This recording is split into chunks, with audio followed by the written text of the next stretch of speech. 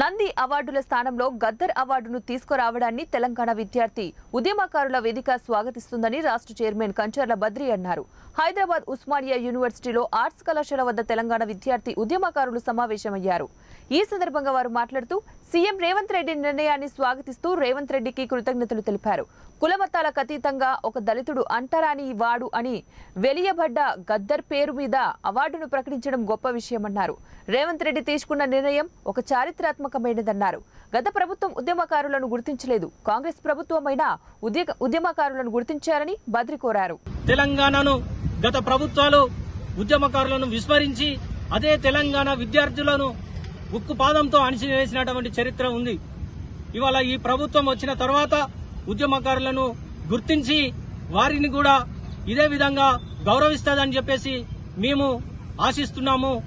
ఈ మీ మీడియా ముఖంగా ఈ విషయాన్ని ముఖ్యమంత్రి గారి దృష్టికి తీసుకుపోయి తెలంగాణ కోసం ఎంతో మంది విద్యార్థులు ప్రాణాలు